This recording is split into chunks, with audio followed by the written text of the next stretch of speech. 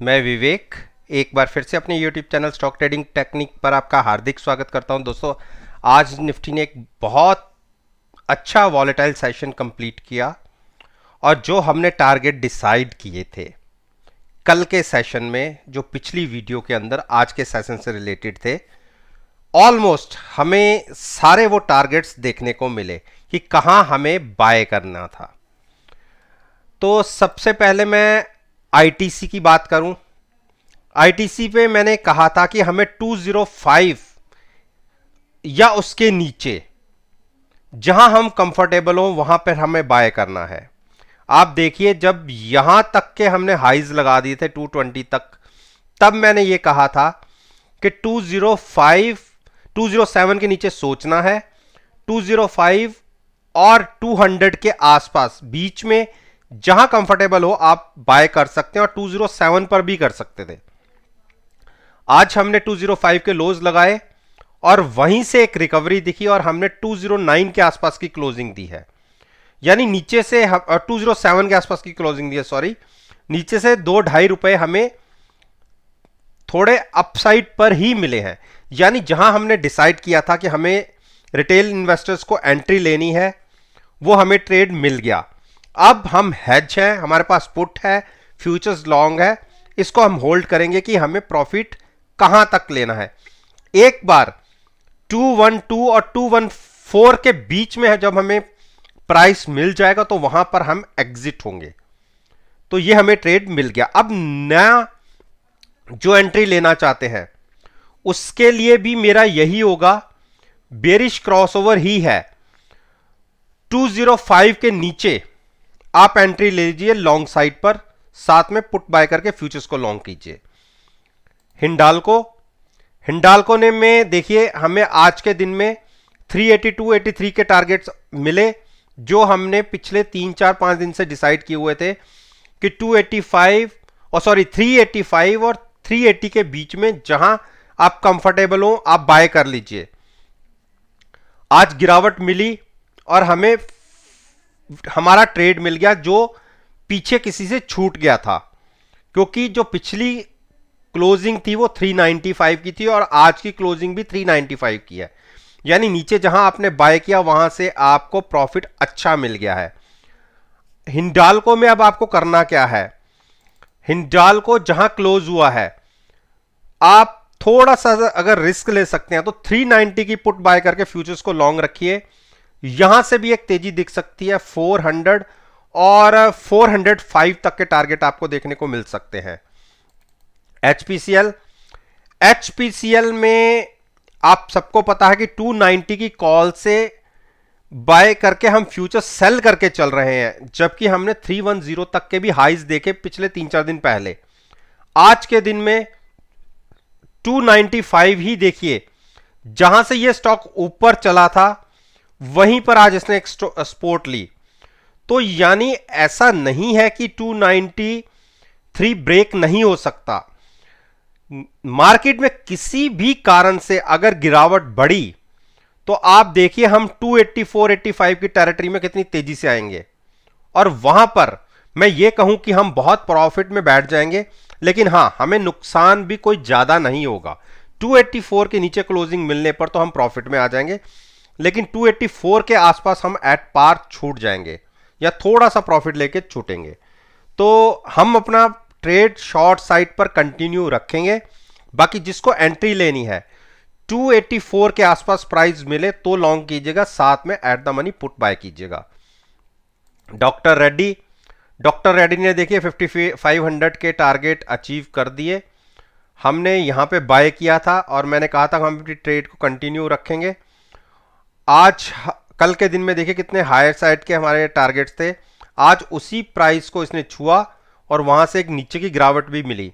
यानी 5510 एक बहुत बड़ी रेजिस्टेंस है इसके लिए। यहां पर देखिए, अगर मैं सितंबर अक्टूबर की बात करूं तो यही हाई लगे थे उस टाइम भी, उसके बाद एक बार फिर हम यहां तक गए, उसके बाद आज फिर हम यहां पर हैं। तो ऐसा नहीं है कि हम यहां से तेजी ही पकड़े रखेंगे। तो हां, बुलिश क्रॉसओवर बन रहा है, थोड़ा सा प्राइस और ऊपर की तरफ जा सकता है।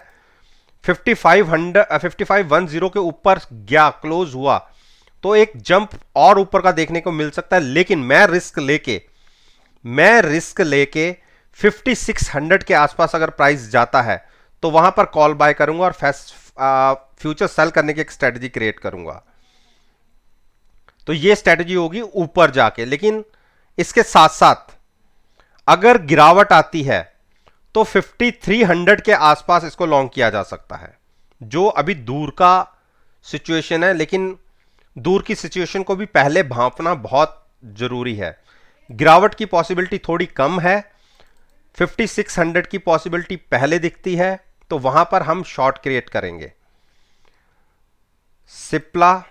सिप्ला ने गिरावट दिखाई, 9 दिन की मूविंग एवरेज के आसपास आया, लेकिन हमें यहां बाय नहीं करना, हमें इसे बाय करना है 945 और 940 के बीच में। तब तक हम वेट करेंगे।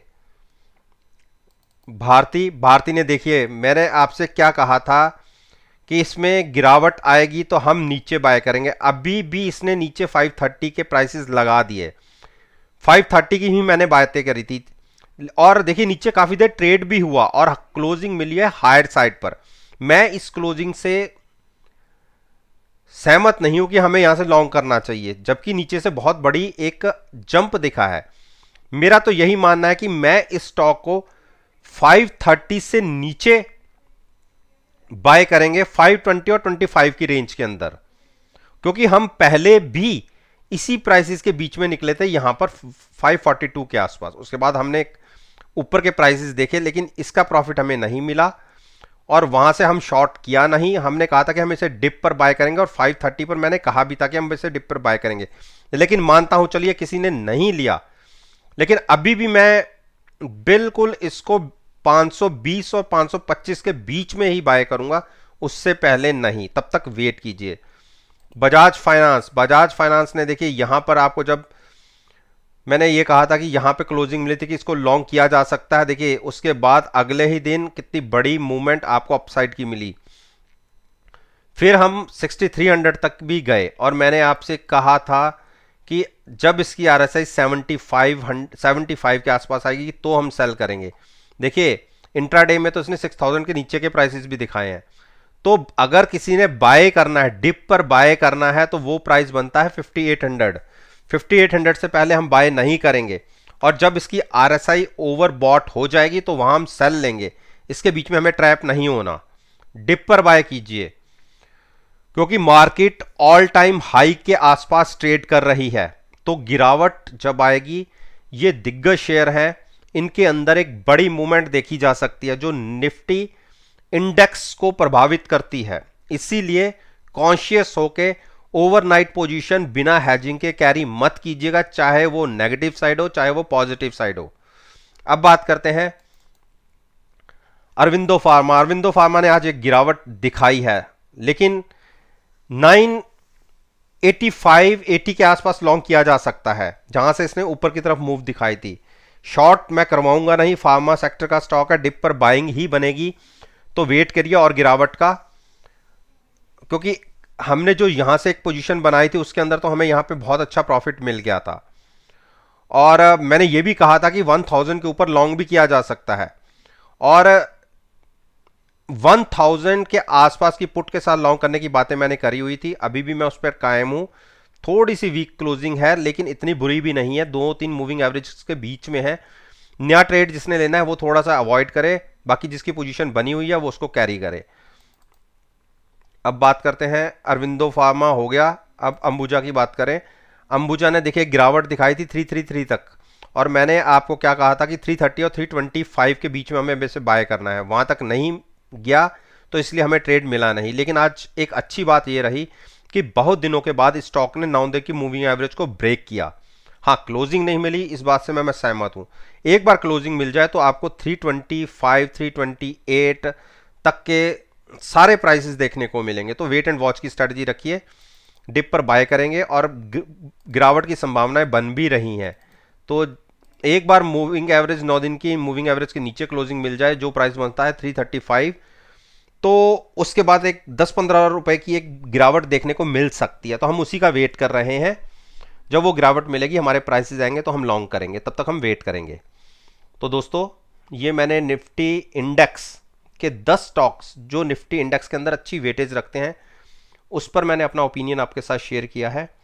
और मेरा ये मानना है कि अगर मेरी इस वीडियो को आप 15 जून के सेशन के साथ एनालाइज करेंगे, यकीन मानिए आपको बहुत अच्छे पॉजिटिव रिजल्ट्स देखने को मिलेंगे।